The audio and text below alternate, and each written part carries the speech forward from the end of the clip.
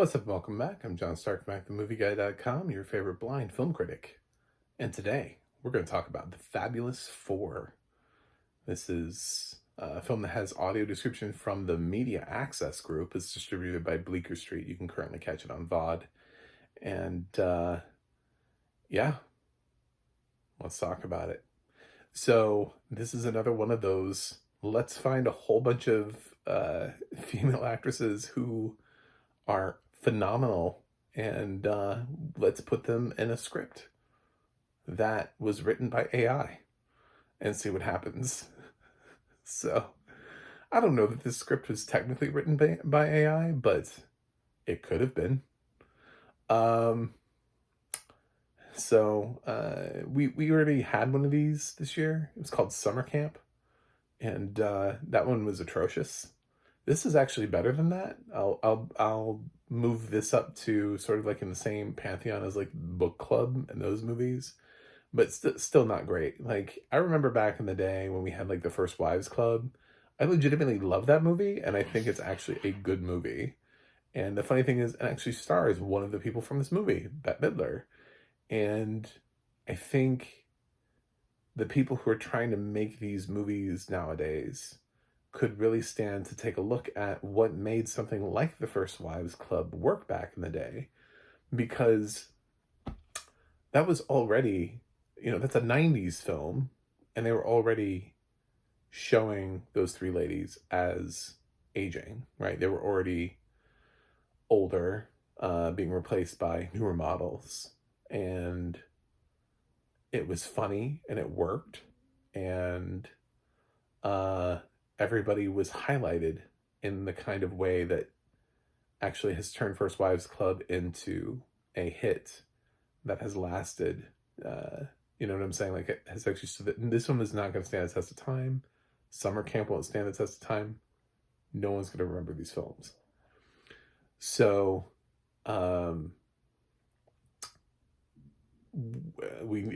these actresses deserve better. This is Susan Sarandon, who plays a doctor. We've got Mullally, who plays a horny singer. That's the best way to describe her character really quickly. Sheryl Ralph, who plays... I think she just makes weed. I forgot what she actually did, like, other than that, because her role seems so highly defined as being like the provider of cannabis. And then Bette Midler, who is getting married. Not, the turf found a love match. So definitely was going to use that term at least once. So yes, this is The Fabulous Four. They're old friends. When the film started off with Susan Sarandon's narration about how she met Marilyn, I was like, oh my God, is this a Marilyn Monroe movie? And I just didn't know it. I was like, that'd be great.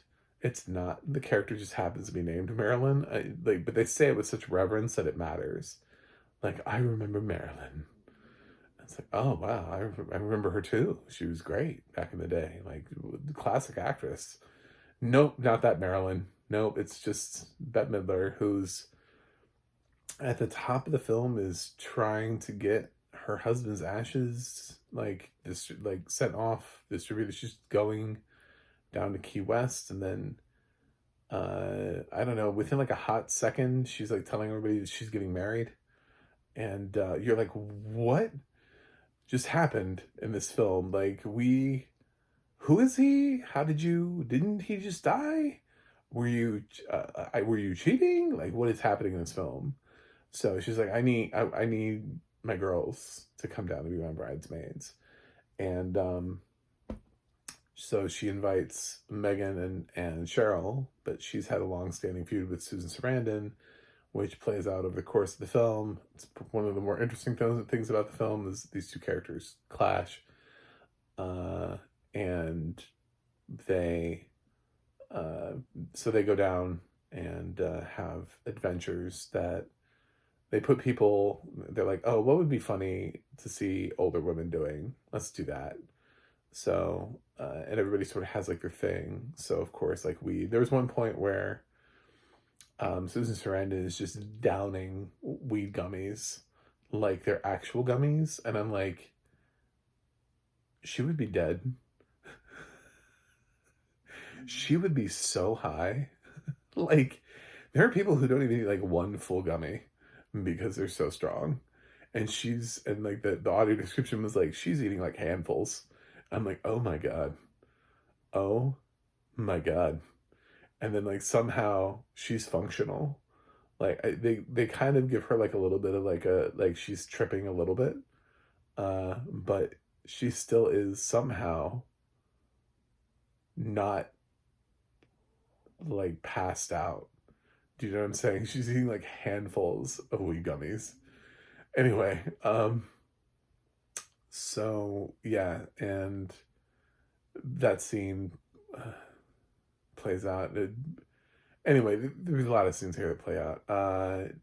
Notably, aside from the women of the cast, we have Bruce Greenwood here, who plays the guy that Bette Midler found, who also finds Susan Sarandon, and then she thinks that she's found somebody because he actually introduces himself with his real name, with his like the name he prefers to go by. So they get really confused because they don't realize they met the same person because he hasn't met Bette Midler's partner yet. So that's like part of the humor. Haha, look at that. I don't know. I don't think it's necessarily that funny, and they don't really, at the end of it, it's not really his film, and we find out a lot of his backstory like at the last minute where he's just kind of like data dumping in a scene, like in a pivotal moment where he's just like, yeah, because of this. Okay, well, it would have been nice to know more about you earlier in the film, since you play such a huge central integral part to the plot of the film as this guy who just randomly suddenly Bette Midler, she's like, at one moment her husband's dead, now she's getting married.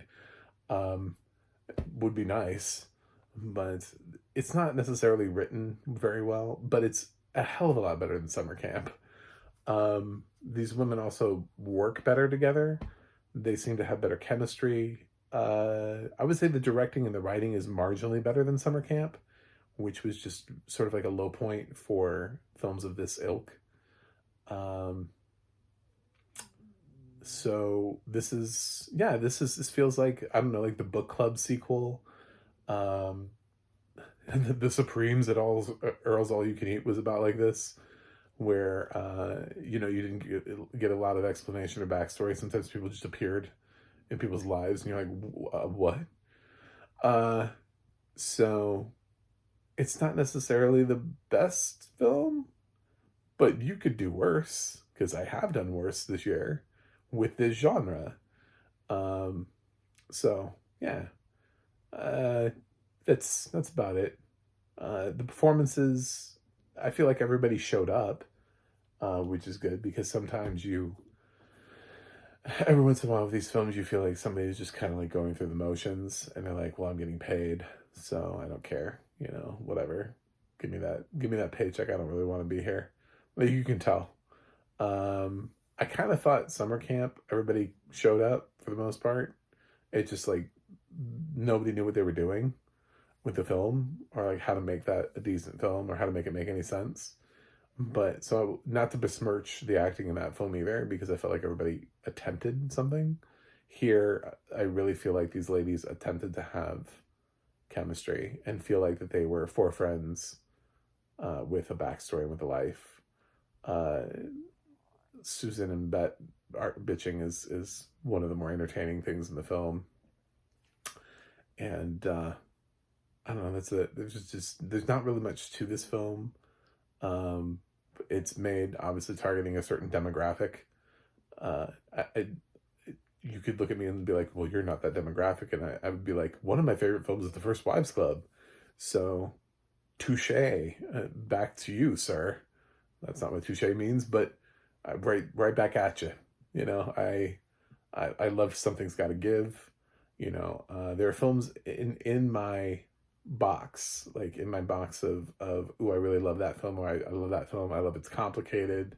So there are films that work in this genre that I enjoy that are like, ooh, old people doing stuff. Oh, that's cute, that's clever, it's fun, it's romantic, it's everything. Like certain films work.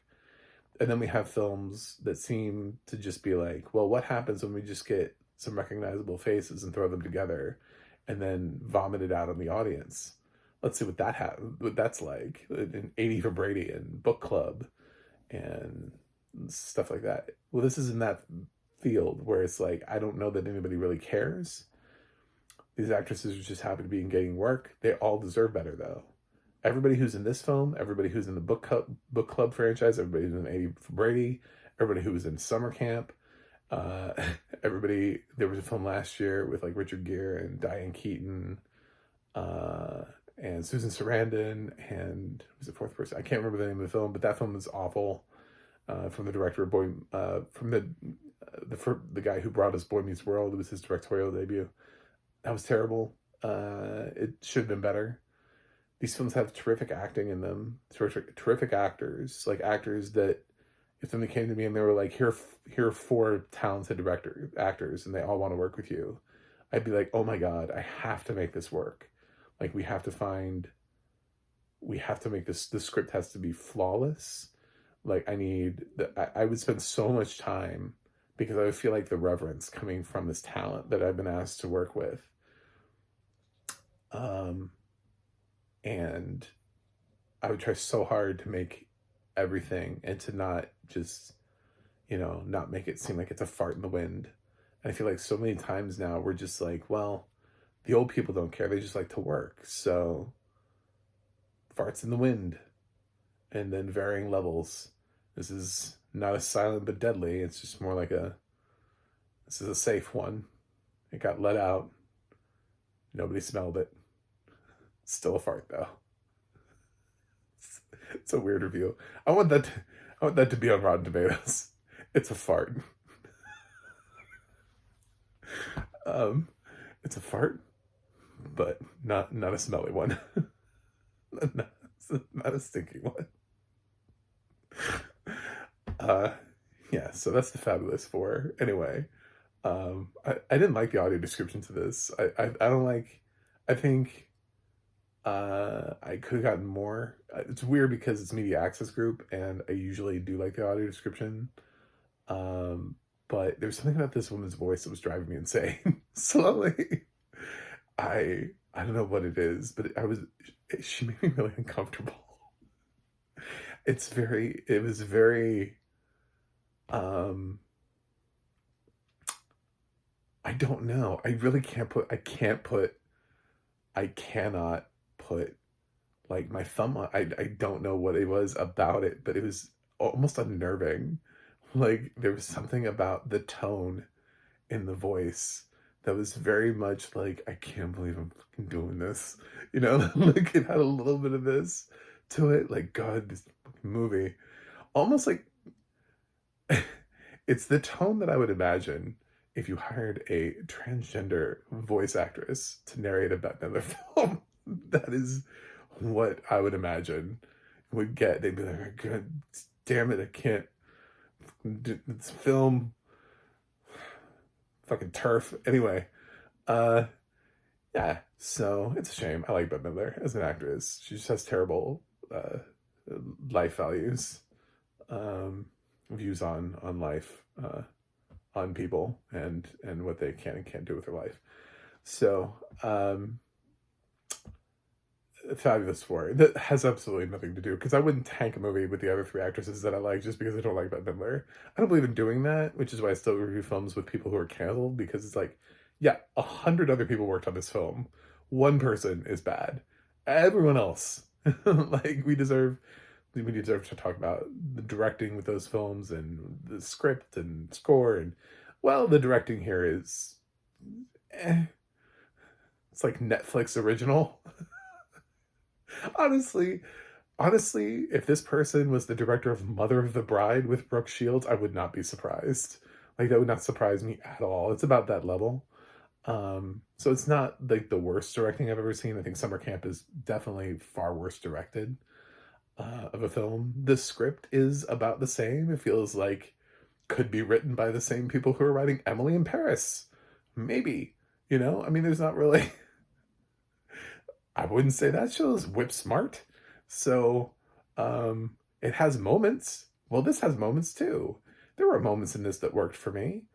The score is forgettable and non-existent and just relies a lot on stuff, and the jokes are, they don't really land, and I'm not really sure who they're written for. A lot of TikTok references that I don't think old people are gonna get. Um, yeah, so I don't think this film quite lands the way that it wants to, but at the same time, I think it's better than Summer Camp. So there's something, at least, but I still don't think it's a good movie. But it's better than Summer Camp. That is the takeaway. At the end of the day, if you're sitting there and you have a choice to make, and it's Summer Camp or The Fabulous Four, I'm telling you, take a hard right in The Fabulous Four.